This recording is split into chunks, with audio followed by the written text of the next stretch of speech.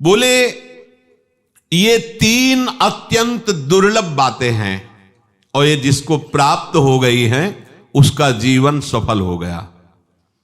क्या? पहले तो मनुष्यत्व, केवल मनुष्य शरीर मिल जाना ही नहीं इसमें है, मनुष्यत्व आ जाए। मनुष्य का आचरण कैसा? मनुष्य रूपेण मृगाश्चरंती या राक्षसाश्चरंती, ऐसा नहीं। मनुष्य तो शरीर धारण किए हुए हैं मनुष्य का, पर राक्षस हैं। राक्षसों के जो आचरण है वो उनमें है, वो मनुष्यत्व भी नहीं धारण किए हुए हैं। देखो कैसे कैसे घोर स्वभाव, पशुवत स्वभाव, कहीं भी कोई दैवी आचरण नहीं, कोई भगवद आचरण नहीं। तो मनुष्यत्व, समाज जिसको आदर की दृष्टि से देखता उसे मनुष्यत्व कहते हैं। जो मनुष्य का आचरण होना चाहिए, खान पान, उठना बैठना, देखना सुनना, ये मनुष्य आचरण के अंतर्गत हो। साधु की बात नहीं कह रहे, मनुष्यत्व बड़ा दुर्लभ है। नहीं तो मनुष्य रूप में ही देख लो ना कैसे कैसे आचरण कर। मुमुक्षत्व, मनुष्य शरीर मिलकर के मैं अब मुक्त होना चाहता हूं, संसार में नहीं। उसे संसार भयावह लगने लगा, अब मैं मुक्त होना चाहता हूं इस शरीर से, इन दुखों से, इन द्वंद्वों से, इस प्रपंच में, संसार से जहां केवल छल ही कपट है। छल कपट के सिवा कुछ नहीं, जिसको देखो बस स्वार्थ में अंधा है, कोई यहां हमें प्यार करने वाला नहीं है। ये ज्ञान होता है अंदर, कोई नहीं। यहां सब माया का खेल चल रहा है, अविद्या, ये तो जादू का तमाशा है, स्वार्थ का नाटक चल रहा है, ये तो केवल इंद्रजाल है। अब मैं मुक्त होना चाहता हूं, एकदम व्याकुलता पैदा होती है, उसे मुमुक्षता कहते हैं। मुमुक्षता और फिर इसके बाद किसी महापुरुष का संग, ये तीन दुर्लभ बातें कोई विशेष कृपा पात्र को प्राप्त होती। दुर्लभम त्रयमेवै तद देवानुग्रह हेतुकम, परम देव प्रभु की अनुग्रह से ही ये प्राप्त होता है। मनुष्यत्वम, मुमुक्षत्वम, महापुरुष संश्रय, किसी महापुरुष के आश्रय में रहना। मनुष्यत्व आ जाना, फिर मुमुक्षता, मैं मुक्त होना चाहता हूं, और फिर किसी महापुरुष के आश्रय में रहना, उनके आश्रित रहना। लब्ध्वा कथंचिन्नर जन्म दुर्लभम तत्रापि पुंसत्वं श्रुति पारदर्शनम, यह स्वात्म मुक्तौ नयतेत मूढ़धी साहात्मः स्वं विनिहन्त्य सद्गृहात्। जिसे मनुष्य जन्म मिल गया और जिसमें ऐसी ज्ञान प्राप्त करने की सामर्थ्य है कि वो भगवान को प्राप्त कर सकता है, वो समस्त द्वंद्वों से मुक्त हो सकता है। यदि वो ऐसा संग, महापुरुष का संग मिला, मनुष्यत्व मिला, मुमुक्षता भी जागृत करने की, और अगर अपना कल्याण नहीं कर पाया तो आत्महत्या करने वाले की दुर्गति को प्राप्त होता है। वो भगवान ने तो सब संयोग बना दिया, पर तुम अपने अहंकार के कारण आप इस जीवन में कल्याण के मार्ग पर स्थित नहीं हो पाए। तो जो न तरह भवसागर अस समाज नर पाए, स्वति निंदक मंदमति आत्मनन। ऐसे लोग क्या कहा करते हैं? सो परत दुख पावई सिर धुनि धुनि पछताए, काल ही कर्म ही ईश्वर ही मिथ्या। ईश्वर की ही ऐसी इच्छा थी, वो काल अनुकूल नहीं था, समय अनुकूल नहीं था। ईश्वर की इच्छा थी कि तुम्हारी दुर्गति हो। उसकी इच्छा अगर होती तो तुम्हें अन्य जीवों की तरह शरीरों में भेजता। मनुष्य शरीर क्यों बनाता? वो तो करुणा करके मनुष्य बनाया ही तुम्हारे कल्याण के लिए है। जो इस मनुष्य शरीर को पाकर इस जन्म में महापुरुषों का संग करके अपना उद्धार नहीं कर लेता, वो आत्महत्यारा है, आत्मघाती है। सा ह्रात्महा स्वं विनिहन्त्य सद्ग्रहात्, वो आत्मघाती निश्चय अपने आप को नष्ट करके दुर्गति को पाता है। देखो भगवान की तरफ से कोई कमी नहीं है, उन्होंने अवसर दे दिया है। तभी ध्रुवदास जी कहते बार बार तो बनत नहीं या संजोग अनूप, मानुष तन वृंदा विपिन रसिकन संग विविरूप। मनुष्य का शरीर वृंदावन धाम का आश्रय, रसिकों का संग और युगल सरकार की उपासना। बना लो, बात बढ़िया बन गई, आगे हो सकता है, पता नहीं कभी कल्प कल्पांतर में ऐसा अवसर मिले या न मिले। इतः को न्वस्ति मूढ़ात्मा यस्तु स्वार्थे प्रमाद्यति, दुर्लभम मानुषम देहम प्राप्य तत्रापि पौरुषम। जो दुर्लभ मनुष्य देह को प्राप्त करके ऐसा पुरुषार्थ नहीं करता और स्वार्थ साधन में भोगों में लगा रहता, वो बड़ा मूढ़ पुरुष होगा, बड़ा मूढ़ होगा। जो मनुष्य शरीर प्राप्त करके पुरुषार्थ के द्वारा वो भगवत मार्ग पे नहीं चलता, वो मूढ़ पुरुष होगा। वदन्तु शास्त्राणि यजन्तु देवान् कुर्वन्तु कर्माणि भजन्तु देवता आत्मैक्य बोधेन बिना विमुक्तिर् न सिद्ध्यति ब्रह्म सतांतरेपि। चाहे तुम शास्त्रों को कंठस्थ करके उनकी व्याख्या करने लगो, आद्य गुरु बोल रहे हैं, चाहे बड़े बड़े देवताओं का तुम यजन और पूजन करो, बड़ी बड़ी यज्ञ करो, बड़े बड़े देवताओं का पूजन करो, खूब शुभ कर्म करो, देवताओं को खूब रिझा लो, पर जब तक तुम्हें अपने स्वरूप का बोध नहीं होगा तो 100 ब्रह्माओं के बीत जाने पर भी तुम्हारी मुक्ति होने वाली नहीं। बिल्कुल सत्य विषय है, इसमें कोई संशय नहीं। अगर आप वास्तविक इसी जन्म में भगवत प्राप्ति करना चाहते हो तो हमारे स्वरूप के भी आश्रयदाता प्रियालाल हैं, उनके हम अंश हैं, वो हमारे अंशी हैं। हमारा स्वरूप सहचरी है और सहचरियों के द्वारा जिनका सेवन होता है वह आराध्य देव श्यामा श्याम है। श्यामा श्याम की प्राप्ति तभी होगी जब देह भाव से ऊपर उठो और स्वरूप भाव में आओ। देह शुद्धि भूलने पर स्वरूप स्थिति आने पर ही श्यामा श्याम की समीपता।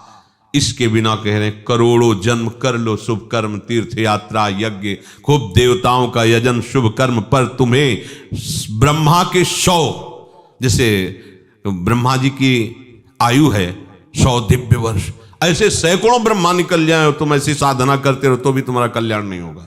आद्य गुरु भगवान संग यहां तो इसी जन्म की बात कह रहे हैं। सब अन्य आश्रय छोड़ो, केवल लाडली लाल के भरोसे हो जाओ और उन्हीं के लिए सारी चेष्टाएं करो, अभी काम बन जाएगा, अभी आनंद में मगन हो जाओगे।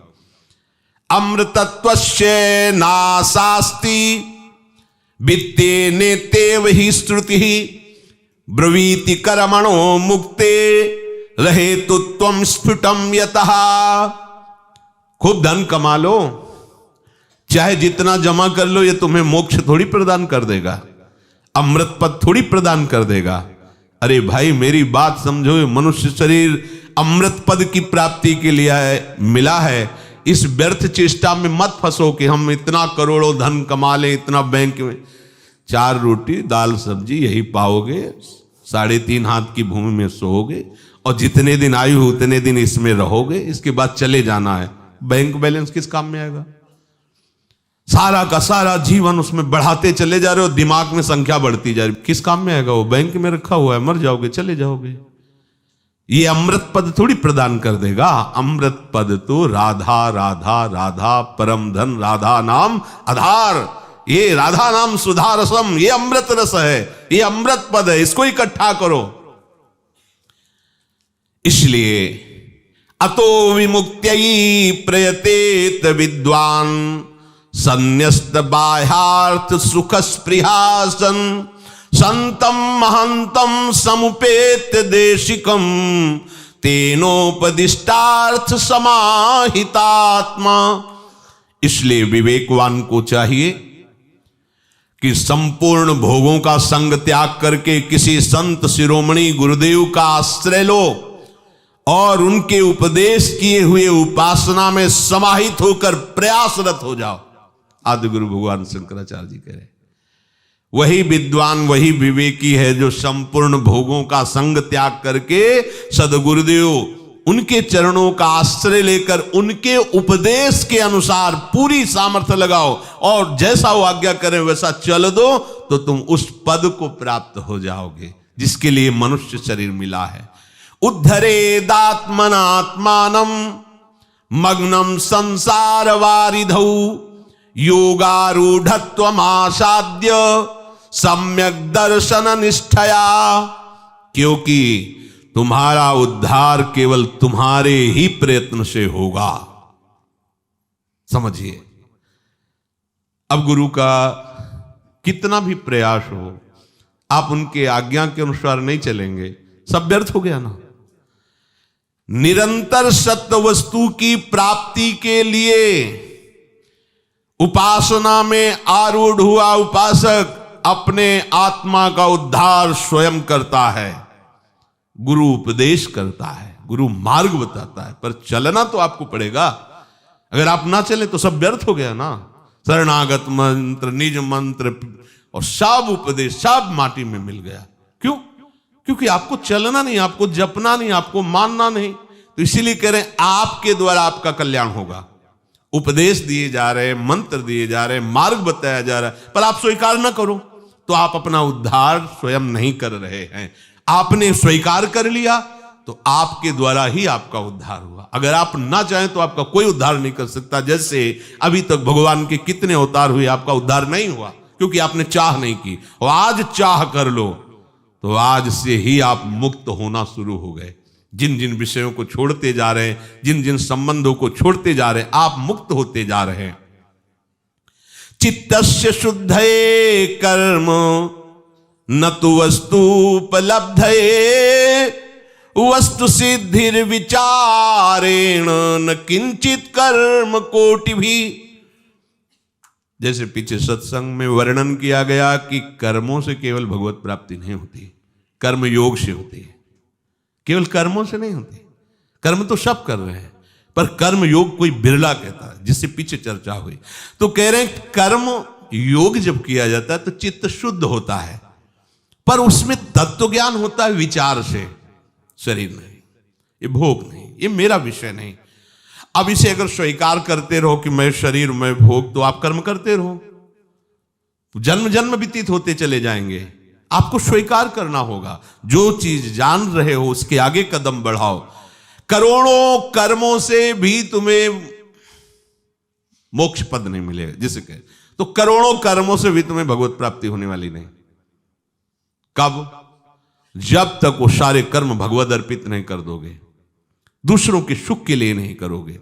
जहां तुम अपने लिए अपने कर्ता भाव से करोगे तो तुम्हें यहां से ब्रह्मलोक तक दौड़ भाग करनी पड़ेगी, भगवत प्राप्ति नहीं होगी। रोज सत्संग में सुनते हो अपने लिए अब कर्म नहीं है, क्योंकि अपने तो श्री जी है ना। अब अपने शरीर को मानकर कर्म नहीं करने, अब जो भी करना श्री जी के लिए, परिवार पोषण, व्यापार, नौकरी, सब आराध्य देव की प्रसन्नता। नाथ सकल संपदा तुम्हारी, मैं सेवक समेत सुत नारी। ये गृहस्थ और विरक्त मन वचन कर्म से स्थूल सूक्ष्म कारण तीनों को भगवत समर्पित कर अभी अभी काम बन गया। भली भांति विचार करो, जो हम कह रहे हैं उसको ऐसे समझो। आद्य गुरु भगवान शंकराचार्य, कोई तर्क कर सकता है कि करोड़ों कर्मों से क्यों भगवत प्राप्ति नहीं होगी, क्यों तत्व ज्ञान नहीं होगा? तो कह रहे हैं कि जैसे दूर पड़ा हुआ सर्प दिखाई दे रहा है वो रस्सी। अब तुम करो जादू टोना मंत्र, बुलाओ सब झाड़ फूंक करने वाले को, वो है रस्सी दूर से दिखाए, और आपको भ्रम हो गया सर्प है। अब बुलाओ झाड़ फूंक और सब सपेरा और दुनिया के सब बुला डालो, और वहां नजदीक ना पहुंचो, दूर से खूब मंत्र चलाओ, तो क्या तुम मुक्त हो जाओगे क्या उस सर्प भय से? कैसे होगा मुक्त? नजदीक पहुंचो और अपनी आंख से देखो कि सर्प नहीं, ये रस्सी है। अब किसी क्रिया की जरूरत नहीं है, देख लिया ना तुमने, बस। तो ये कह रहे हैं तुम अपने स्वरूप को पहचानो। तुम स्थूल शरीर नहीं हो, तुम सूक्ष्म शरीर नहीं हो, तुम कारण शरीर नहीं हो, तुम्हारा कोई नहीं है, ये भ्रम है, स्वप्न है, वो रस्सी है, सांप नहीं है। ऐसे तुम समझो, तुम भगवत अंश हो, भगवत स्वरूप हो। ये क्रियाओं से नहीं होगा, तुम्हारे समझने से होगा। और ये समझ ठीक तभी होगी जब किसी महापुरुष का आश्रय लेकर उपासना मार्ग में आरूढ़ होगे। वासना जनित कर्मों का त्याग करके जब उपासना करोगे तो चित्त शुद्ध होगा। शुद्ध चित्त में प्रकाश में, जैसे रस्सी में सांप का भ्रम था तो रस्सी दिखाई दे गई, ऐसे ही जब चित्त शुद्ध होता है तो उसमें परमात्मा स्वरूप का अनुभव होता है। इसलिए आदि गुरु भगवान शंकराचार्य जी कह रहे कि मोक्ष कारण सामग्र्याम भक्तिरेव गरीयसी। अद्वैत सिद्धांत के आचार्य है, पर कह रहे मोक्ष प्राप्ति के लिए सबसे श्रेष्ठ भक्ति है। मोक्ष कारण सामग्र्याम भक्तिरेव गरीयसी। मैं प्रभु का हूं, प्रभु मेरे हैं, आप जो कुछ मेरे पास सब प्रभु का है। जो भी चेष्टा होगी मेरे आराध्य देव की प्रसन्नता के लिए होगी। अब आपको ये अटकल नहीं लगानी पड़ेगी कि मैं शरीर नहीं हूं, रुचि ही नहीं रह जाएगी। धीरे धीरे ये तुम्हें ऐसे नजर आने लगेगा जैसे एक नवीन बढ़िया कीमती कपड़ा तुम्हारा टंगा हो पहनने के लिए, तो उस पुराने कपड़े का महत्व तो क्या रह जाता है, एक सेकंड में उतार के फेंकने का मन होगा, क्योंकि वो बहुत कीमती और अच्छा कपड़ा है। तो हमें सहचरी स्वरूप दिखाई दे रहा है कि वो मिलेगा। हम ये पांच भौतिक मल मूत्र से भरा हुआ है, इसको त्यागने में कितने सेकंड लगेंगे, पर वो आपको अनुभव में आए तब ना। नहीं तो नया मिला ले पुराना उतार देंगे तो भय लगेगा ना। बस ऐसी ही हालत है। अगर आपको श्री जी के चरणों की प्रियता से ये बात समझ में आने लगे कि मुझे श्री जी के पास जाना है, अब तो मुझे वो भावदेह की प्राप्ति होगी आचार्य कृपा से, गुरु कृपा, इससे बिल्कुल राग खत्म हो जाएगा। तुम्हें अटकल नहीं लगानी पड़ेगी वेदांत की। व्यास सुवन प्रसाद देह मानसी गढ़े चित्त, बड़ा आनंद में। तो अपने आराध्य देव के चरणों में समर्पित चित्त वृत्ति ही समस्त साधना का फल है, चाहे वो ज्ञान से हो, चाहे वो कर्म योग से हो, चाहे भक्ति योग से। इनमें भी स्वयं ज्ञान का स्वरूप है आचार्य चरण। और कह रहे मोक्ष कारण सामग्र्याम भक्तिरेव गरीयसी, मोक्ष सामग्री में सबसे श्रेष्ठ, गरीयसी माने श्रेष्ठ, ये भक्ति है। भगवत कृपा से अपने को वही मार्ग मिला है।